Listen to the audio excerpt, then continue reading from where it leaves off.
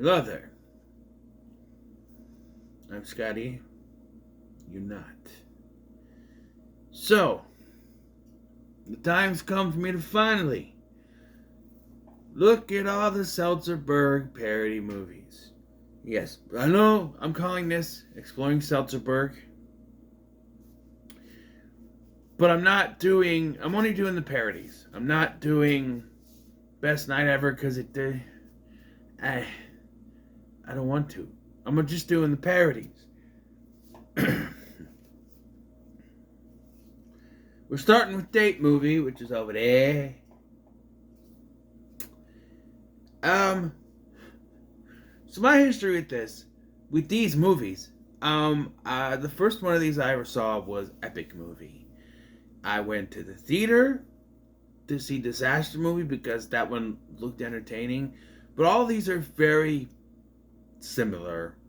You have a couple of plot lines from other movies, and then you throw a bunch of other shit in there. Like, it's usually the main plot is one or two films put together, and then you throw a bunch of other parodies together. And I gotta put the marketing for this. It says from 2 of the 6 writers of Scary Movie. Yeah, but those 2 writers are not named Wayans, and that's what they wanted you to think. Oh, it's the 2 Wayans. No, the Wayans were not involved in this at all. I had this on VHS. No, I didn't buy a VHS. I recorded it off one of the movie channels, and I had it on a VHS. I would watch it here and there until my friend Eric got me this one from the pawn shop. I'm like, dude. He bought it. I'm like, dude, I will pay for that. He goes, no, I got it for you, bro. I'm like, oh. Okay. He's like, I figured you'd want that. And I'm okay. And I had to trade him for something or something. We used to trade movies and stuff. He said, no, bro. So, yeah, maybe we did trade for something. I don't know. But anyway, yeah, Date Movie.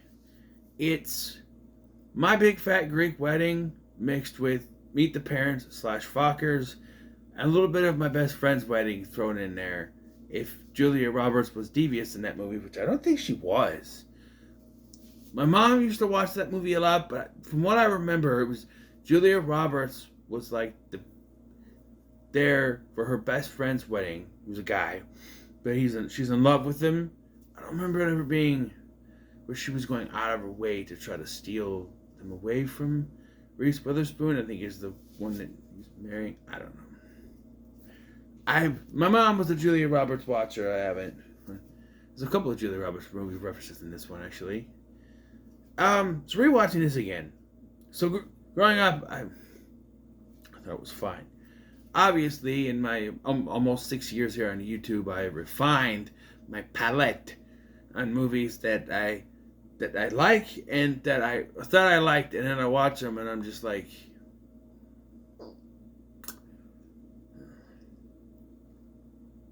well, what happened there? This movie went to the Will Ferrell School of Comedy. There are jokes that just take too goddamn long to finish. Did I take too long for that to finish saying that sentence? You know, I didn't actually plan to make it sound like that, but it takes too goddamn long for some of these jokes to finish. And they throw so much into this with the parodies. Much like I said with Scary Movie, I'm not going to be able to talk about every parody. I'll do what I can, but there's just so much they throw in. I wish I did the ones where I can edit the visual.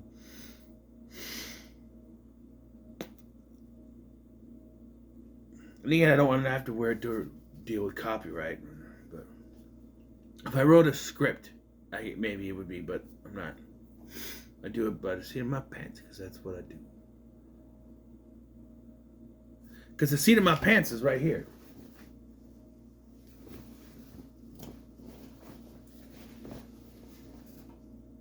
Yeah. Anyway, so like I said, the main story is basically My Big Fat Greek Wedding and Meet the Parents / Fockers with My Best Friend's Wedding thrown in there. So we start off our main character, Julia Jones, and you bet that's a Bridget Jones reference. She even has the diary at one point. She has a dream. She's played by Allison Hannigan. She has a dream that Randy from that '70s show is ruining her life. No, really though, it's supposed to be Napoleon Dynamite. It's Josh Myers doing Napoleon Dynamite, but all he does is the good, good, good joke for like 3 or 4 times, and I'm like, okay, he doesn't say that all the time. Reminds me of Ed and Eddie episode. I don't say gravy all the time, Double D. Okay, buttered toast then. But like, yeah, and then she wakes up. Like, I'm not gonna marry you, God. And she wakes up, and she's fat. It's the lovely Allison Hannigan in a fat suit. That's only for this beginning, but this demonstrates the comedy. So the beginning of this, when the credits start rolling, her name is Julia Jones. She writes in her diary, whatever. When the credits start rolling, we get her trying to do a sexy dance to the "My milkshake makes other boys to the yard." Damn right, that better than that song, you know. But the problem is, it goes on for way too long. Some movies would have her dance around for a little bit, and then maybe she fall down and it smash cut to something else. No, she basically the whole song, the whole song, the whole song. She's dancing, doing this stuff, and the recurring jokes of these guys think she's an ugly fat person and don't have anything to do with her. At one point, she gets not hit with a fire hose, which should have been where it ends, but instead they have her continue and do the wet hair foot thing, and they're like, it's not, I don't know why I ever thought it was funny, but I don't know, I'm sitting here watching it now, I'm like, this goes on for far too long. The song, I mean, I was dancing a little bit and I was up and about, but it just goes on too long. Eventually we get to the My Big Fat Greek Wedding parody, where I never got this even when I was younger. So the whole thing is that, I guess the joke is that her family is so mixed. Like so Eddie Griffin is her dad, and he's an African American gentleman. Her mom is Indian, her sister is Asian, and they're Jewish. So their dad says, his name is Jack, he's like, hey, you gotta find someone who is African and Indian and Chinese and Japanese and a Jew. And wouldn't you know it, Nikki, played by the champion of the world, Judah Freelander, remember when that was the thing? Yeah, he is there. He's always working on something. He's like a mechanic or something. He's like, hey, you're well, he's Greek and African and Indian and Japanese and a Jew. You're Greek, yeah, and African American and or maybe they're saying black and Indian and Japanese and a Jew. But we're introduced to Grant, whose full name we don't know yet, and it's different depending which version of the film. By the way, I'm watching the unrated version. There's really nothing to warrant an unrated version. This is where they would put out movies in theaters that were PG-13 and were edited down, and then we get the unrated version. Sometimes it was just more gore, or a couple more tits here or there. Here, I don't even know. Besides Grant's name change, I really don't know. There's no extra boobs or anything. There's even a joke in the credits with a Mrs. Smith parody where they say it's a PG-13 movie. We can't show any of that. You gotta go over the clothes. Yeah, but why is it on the unrated cut of a movie? You just re-edited. I don't know. And my thought process is, what if the whole reason why this is the unrated cut is because of the name? Because maybe the name was too much for PG-13, so they had to change it for PG-13, but they were aiming for a PG-13, you know what I mean? There's more unrated stuff in the next two than this one, or the next one in Epic movie, because I forget that Meet the Spartans comes between, for some reason, it came between Epic movie and disaster movie because I don't know why. It's like we were doing this once with movie at the end. There's even superhero movie, which is not a part of this, by the way. No, it just. Anyway, we meet Grant, played by Adam Campbell, husband of Jamie Mays. Eventually, they met on Epic Movie, actually. And his lineage is also confusing because he's British, but then we find out that, like, his parents are Willard and Fred Willard and Stifler's mom. And Stifler's mom, I forget her name. Oh, God, her. I can't remember her name off the top of my head. But, like, she's playing Jewish. She usually has Meshuggah a bunch because she's trying to be Barbra Streisand from Meet the Fockers. So how is he British? I don't know. But this is... So they have a little meet cute thing where they smile at each other. Remember, she's still in a fat suit. So this is to point out that he liked her before stuff happens. But she accidentally knocks him out. And I want to point out that where she's standing, when she turns around to her dad and turns back around, she would definitely see him on the floor. But no, we're supposed to believe she doesn't see him and she's all sad thinking that he ran away or something. So she goes to an expert, Hitch. And it's not Will Smith. No, it's Tony Cox. Well, Tony Cox, who I don't know if retired from acting. That's, But these movies kept him getting paid. And I tell you, I think he's in all of these except for maybe Meet the Spartans and the last two. I don't know if he's in Vampires Suck. Maybe not. I know he's in this one, Epic Movie, and Disaster Movie. Don't know about any of the other ones. But, hey, he got a steady paycheck from this. Whatever. He plays Hitch.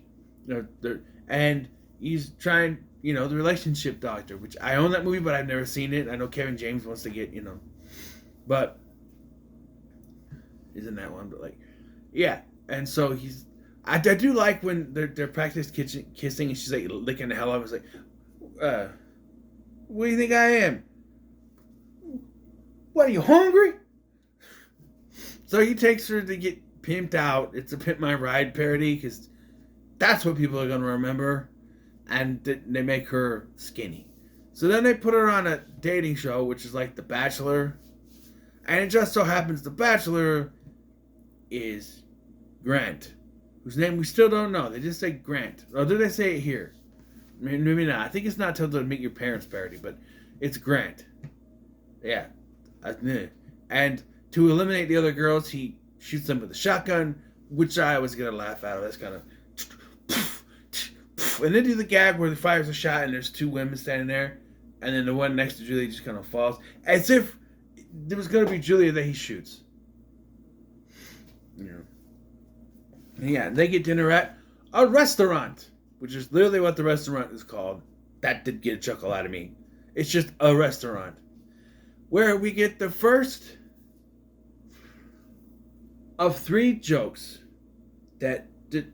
It's bad enough that they did this... That one time would have been fine. But they just... It's a joke where... we're gonna parody a moment from a famous romantic comedy movie, but it's gender swapped. It's a guy. Like that famous scene from a romantic comedy movie where the woman does this. Well, it's the guy that's doing it because that's funnier. And here it's the Harry Met Sally. Yes, scene from When Harry Met Sally, which is also I've never seen, but it's from that movie. But it's Grant. I do kind of laugh at this. Yes, whatever he does that. But here's the thing. Guys don't do that. And I think that's supposed to be the joke is, guys don't do that. Because we're not like women. When we finish quick and easy and we're done. We're gone. Yeah. Women, they take a little time. Us, we're done. Yeah. So we don't really make noise until maybe the very end. So we're not like that. So that's supposed to be the joke, but it's it's another example of something going on way too long. And the punchline is he just wanted the pork chop.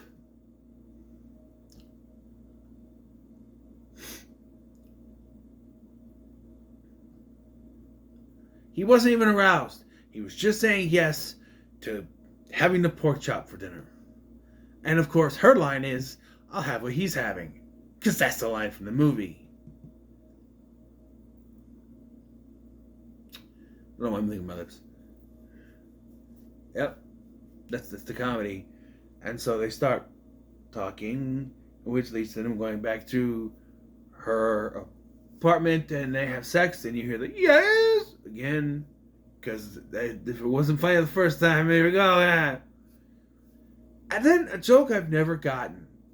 So, well, not the medicine cabinet part, but he knows what she used to look like. He knows that she's the waitress, and they've changed because the conversation they had at dinner.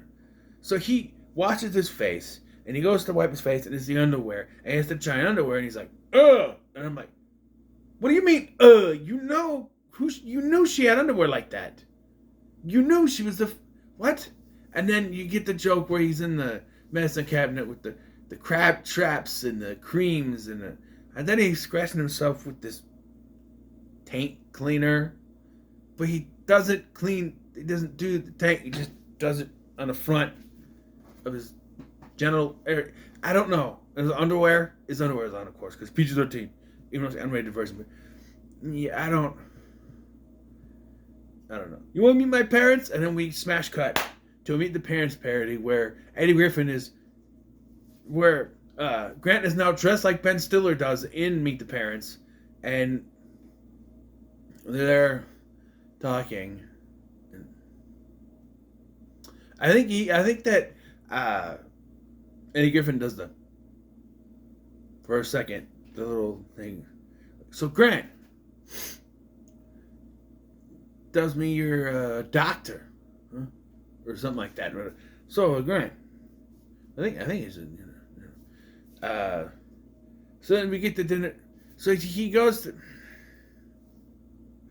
he excuses himself to use the restroom, and we do the Mr. Jinx on the toilet bit, but he's pooping, and so we take about 5 minutes for this cat taking a shit joke, and I'm sitting here going, can we end it? Because they need a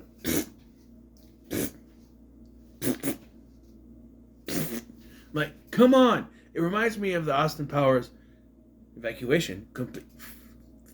I can make the P sound, but like, whatever, you know. But this somehow feels like it goes on longer. We get it. I do. They're like how in this version, in this parody, it's like Jack already knows he used the toilet. Told him that myself. You know, I like that. So we get the dinner scene. You know, he says he grew up on a farm, and he used to milk cats, because that's the joke. And then he goes, I got nipples, Greg. Can you milk me? But he never said anything about being able to milk anything with nipples. But there it is. And the joke is that he opens his shirt, and it's like cat nipples. Yep, that's the joke. Mm-hmm. And then they're going to celebrate that Julia is going to go to cooking school, which the dad does not like. And they do talk about the vase with Jack's mother's remains in it. And so then you do the pop the cork, hit the thing, it falls down like you Meet the Parents. But I do get a laugh out of it's actually her remains, her body's in there, which has to stink. It's like, Mama! And then the cat comes instead of the cat urinating on it, the cat humps it. And honestly, it does make more sense than in the other movie where the cat goes to the bathroom after just using the toilet. Or is that later that he catches him on the toilet? Maybe, I don't know. But I thought about that. I'm like, oh yeah.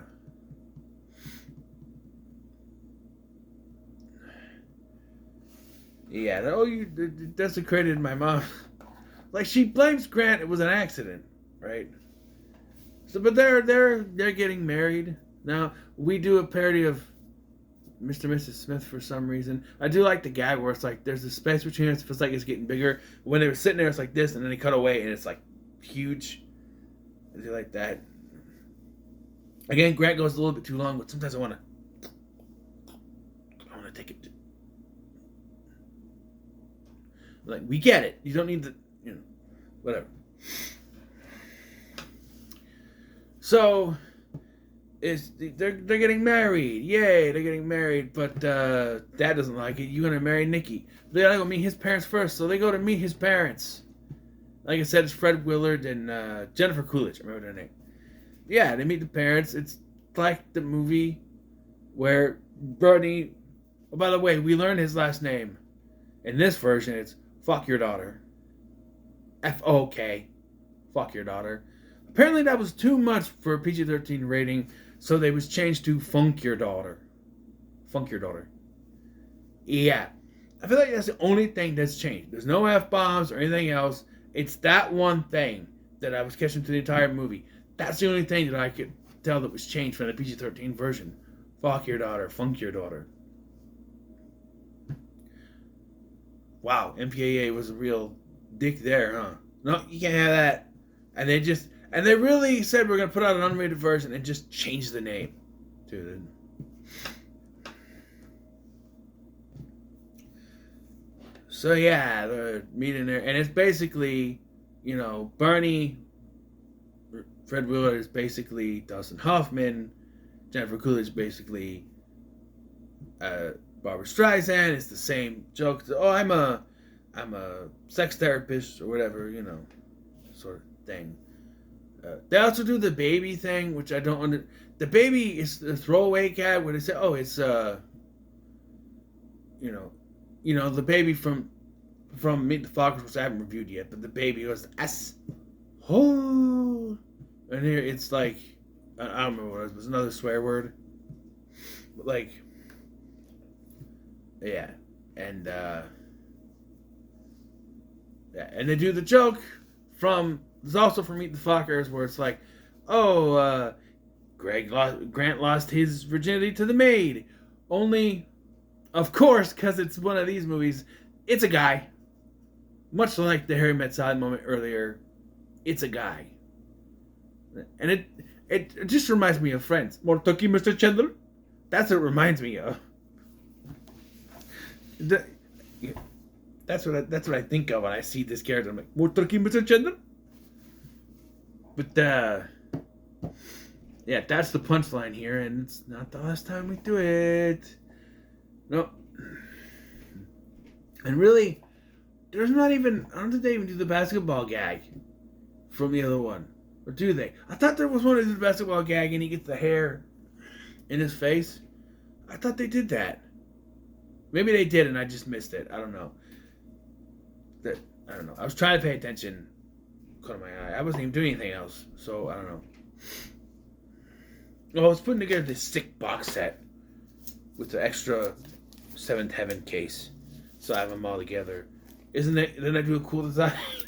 It's just words, but I wanted them together, so I had to put Starving Games and Super Fast in the same case because it only fit 6. So, but it's fine.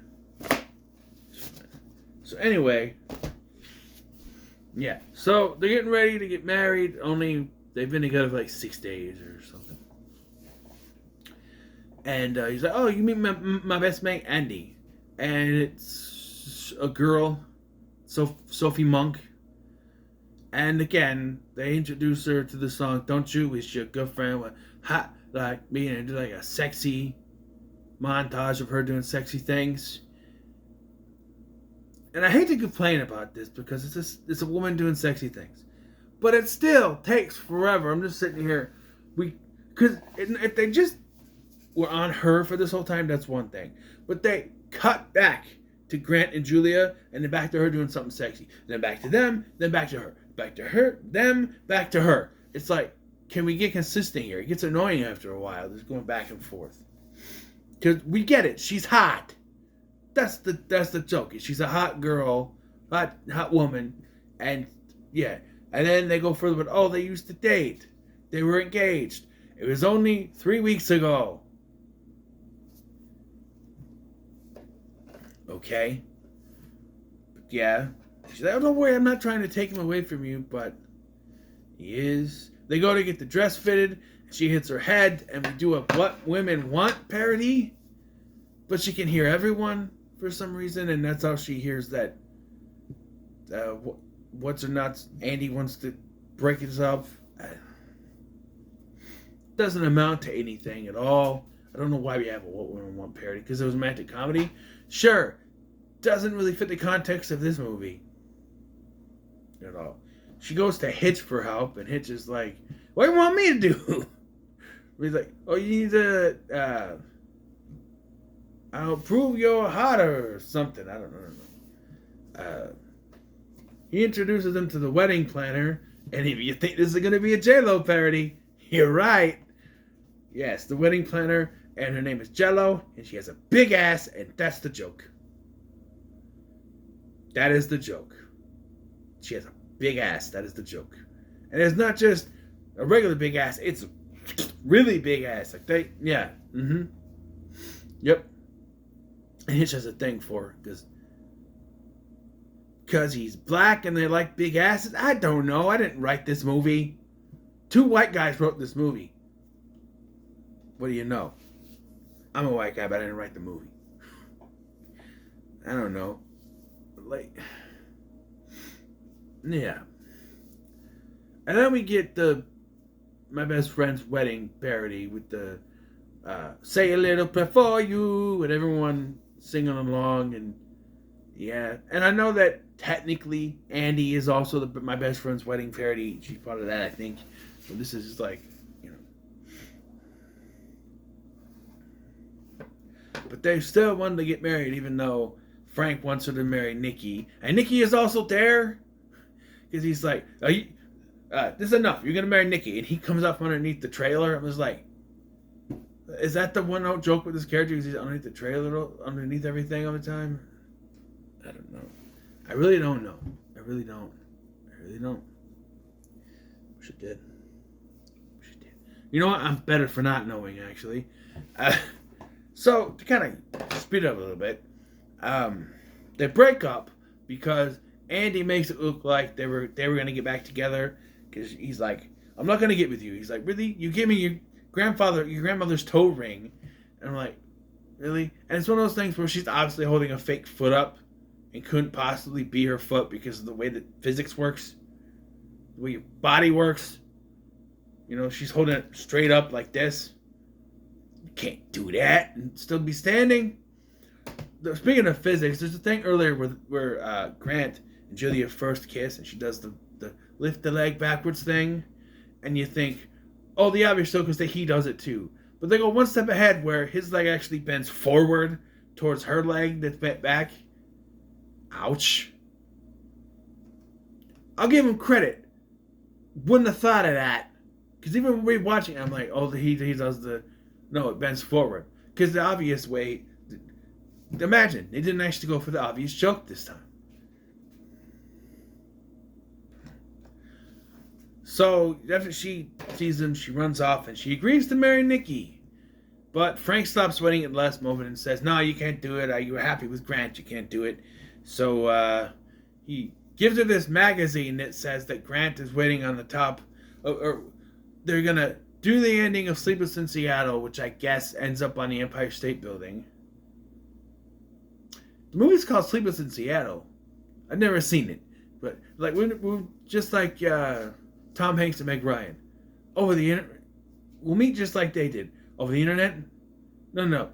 Not You Got Mail. Sleeping in Seattle. Sleepless in Seattle. Wow. That's a lot to say. On the roof of the Empire State Building? But that's so far. How about where we met? My restaurant? The restaurant? Okay, we're doing on the roof of your building, and that was 6 months ago. So Hitch helps her get a motorcycle, But Adam's like, what you want from me, woman? And he gets the motorcycle and she rides off, and it's an obvious stunt double. They do these in all these movies where they do someone does something that's obvious stunt double, especially for the woman because it's always a big dude. They did one earlier when he was teaching her how to dance, and she started to do the crunk, and it was obviously a dude in a dress. And they do it here, where it's obviously the stunt double, and she gets there. And they do the thing where the back wheel goes up and goes down, and it cuts, and it's back to her again. So she goes and she has to wait for the elevator. This confused me because I was like, doesn't Andy show up at the elevator and they kind of look at each other and run up the stairs? That must be a Mandela effect because it doesn't happen like that. She's standing waiting for the elevator and she decides to go up the stairs. Grant has given up and is going down the elevator. She called it, but for some reason when he calls it right away, it's there. But she already called it. That's not how elevators work. Being slow as hell, that is an elevator thing. But, I don't know. He gets in and he's going down and she's going up the stairs. Andy is already on her way up the stairs. And somehow Julia has made it to where Andy is. But that doesn't make any sense because if Andy was already running up the stairs, they would not be able to meet up. Unless, well, I guess Julia could be faster than her, but it doesn't make any sense. She knocks Andy down the stairs and then goes up and she's like, he's gone. He's gone. And then he comes out the front door. By the way, he's also got long blonde wig and a fake beard. And I swear it was a gag where he rips it off. Maybe that's another one where they had a fake beard and they rip it off or something. Oh, that's superhero movie. Look at you. You're wearing fake beards? I think that's a superhero movie. But like, yeah, so he steps out the front door and he goes, Julia, like this, and she's standing up there and she leans on the railing, which breaks, and she falls over into his arms. He's like, wow. And they get back together and they get married, and they do the thing where, like at the beginning, where she's walking up behind him, and I was waiting for, this is the fake Owen Wilson cameo, but no, it's him. And they're happy they get married. Hitch can now officiate weddings. There's a weird thing, though. She's walking, and she's by herself. And then, when Grant turns around, it cuts back to her, and everyone is sitting behind them. And I'm like, where the hell did they come from? And Hitch is going to wed them, because that's right, I'm an ordained minister. So he does. And Nikki and Andy get together. Right. But that's not the most unrealistic thing. The most unrealistic thing is that she was even invited to the goddamn wedding to begin with because she tried to separate them. Why is she still at the wedding? I don't know. And, there's a gag with this old lady that lives across the way from Julia, and she's making out with the cats. She's making out with Jinx. Jinxie, I don't care. If you're interested, it's the same lady from Not Another Teen Movie that does the make-out scene, the Sarah Michelle Gellar, Selma Blair make-out scene, but they does that with Mia Kirshner, the thing, yeah, and then the movie ends. Yeah, well, they get in the thing, they're gonna drive away. Then we get hey, is this the Funker daughter wedding? Because it's Owen Wilson. It's wedding crashes. I swear there was one though maybe in the PG-13 version. He goes, "Is there time for one last parody? Or am I too late for one last parody?" When this one, am I too late for the Funk Your Daughter or for the Fuck Your Daughter wedding? And they just, I don't know. And then we get the mid-credit thing is the Mr. and Mrs. Smith parody again, and then those credits with their names and it aged like milk to me, but not too bad. I still enjoyed parts of it, but they just didn't know when to stop a joke, and they repeat. They didn't know how to stop the Jinx joke. Then they do it with her. Oh, there's a showdown. So I forgot there's another joke because I wanted to bypass it because it takes too long.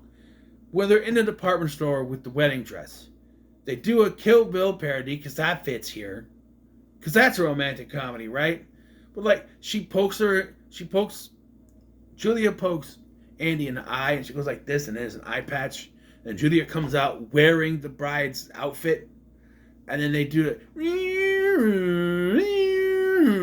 bump, bump, bump, that sound.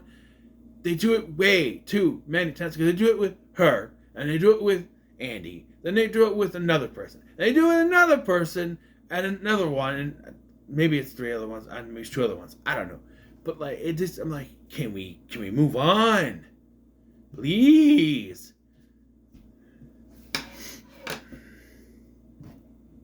Yeah, but it's fine. These are not meant. As you'll go along, you'll see these are not meant to be viewed. I don't even know if I can give an actual rating. The spoof. These are. I don't even say these are so bad. They're good. I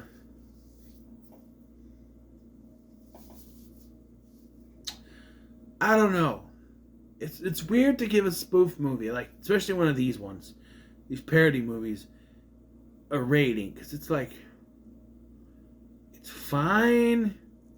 There's parts of it. I'll give it a middle of the road. Fuck it. I'll give it a middle of the road. It's fine. It's definitely not the worst, but it's fine. I don't know how the rest of these. I from the Nostalgia Critics review of he did Meet the Spartans of these ones, Meet the Spartans and Disaster Movie, and after seeing his reviews, Disaster Movie I think will still hold up, but Meet the Spartans maybe not. But excuse me, something's calling. Anyway, what are your thoughts on Date Movie? Let me know in the comments below. Make sure to like, share, and subscribe. Thank you for watching. I'm Sky, and I'll see you in the next one.